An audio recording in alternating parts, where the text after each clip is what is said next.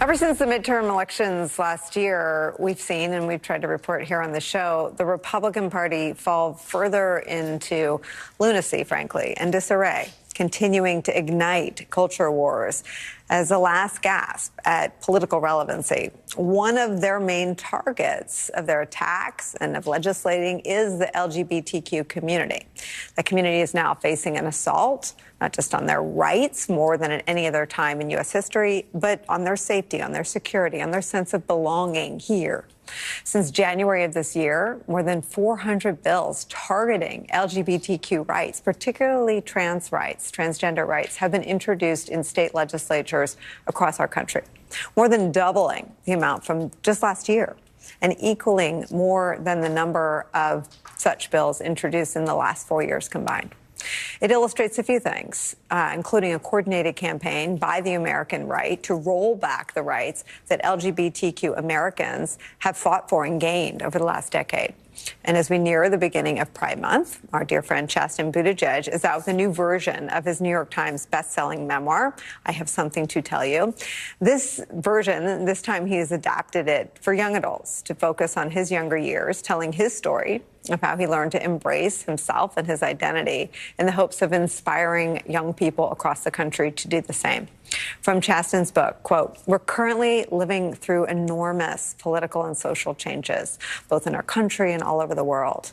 The choices and actions we make every day affect the environment, global health, the economy, and our fellow citizens' human and civil rights. I think Peter and I are part of a group of young politicians and activists who can re-examine the way we all live and interact with one another and the world. I don't want to waste the chance I've been given to be a part of some of the most important conversations we're having as a country and a community." Chasten joins us right now.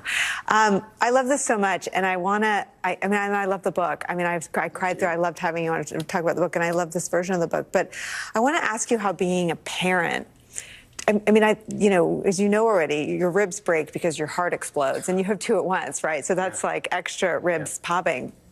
What I find amazing is that anyone who's a parent could stand by and do nothing while we legislate hate. Yeah. One of the reasons I wanted to write the book, when I started writing it, I was just thinking as a teacher, what would I want to leave my students? What kind of mark do I want to leave on the world? Then we had the kids. And as I was writing the book, everything changed. Everything is much more raw and emotional. As you know, you can cry. That never stops. Yeah.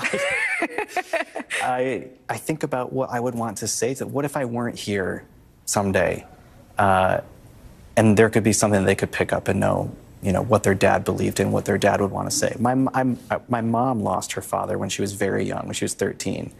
And that has stuck with me. What would happen if my kids grew up in a world without me?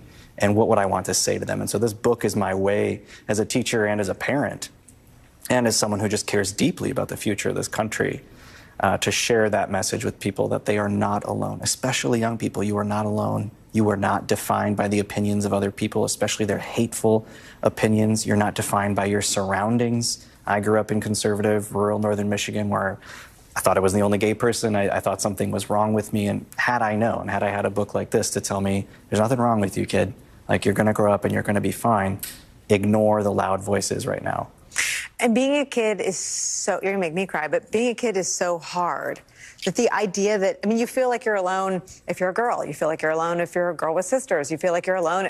You feel like you are the only person in the world dealing with whatever it is you're dealing with, no matter what. And then you add on this intentional, specific, accelerating, repeated targeting of the LGBTQ community in America. How do we hold those families up and say, we see you and we got you? Yeah, well, one of the reasons I also wrote the book was for teachers and for parents and for adults to have those types of conversations. There are, conversation prompts in the back of the book. One of the ways that we can begin by changing the narrative is by having those conversations in the first place. When I was younger, we didn't have those types of conversations. I didn't know anything about gay people or LGBTQ people growing up because we didn't talk about it. It was brushed under the rug. It was a taboo subject, and we othered people in so many different ways.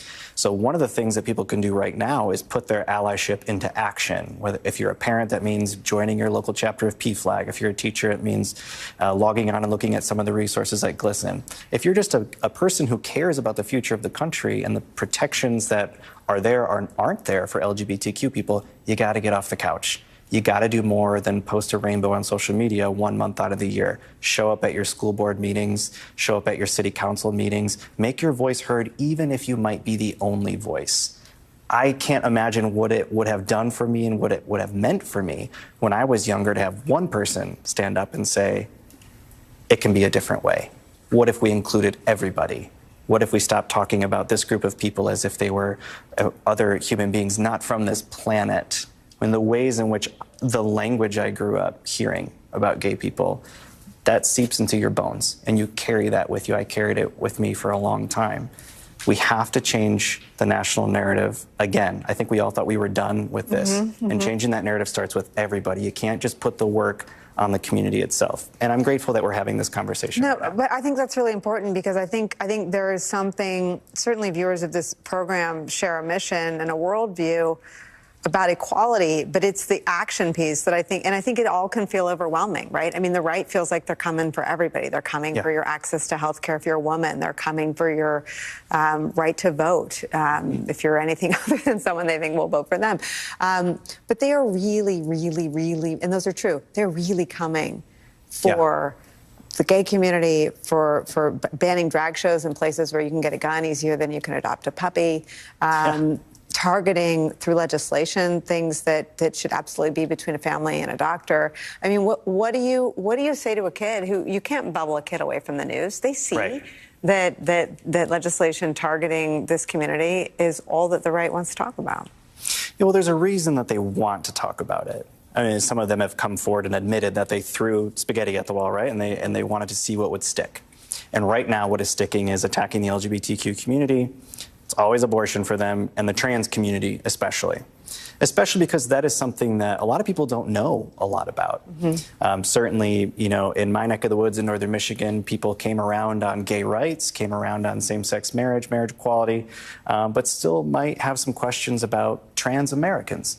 Part of having that conversation for me is saying, if you have a lot of questions but you don't have the answers, then you need to start doing some listening. And I think for many of the people on the right, they're one, scared, and two, confused. And instead of sitting down and listening to trans Americans, they're just demonizing them because it's an easy thing to other people. It's very easy work, right? To make people feel smaller hearted, hateful, surround yourself, you know, with people who think the way you do, and say everybody else is twisted and wrong. I think when it comes to this anti-trans legislation, it would do them a great service. Roll up their sleeves, sit down, and meet with trans Americans who just want to exist. I'm talking about just existing safely in this country. Trans Americans don't want anything different than you or I want. What they want is to go to school, play sports safely, and exist safely.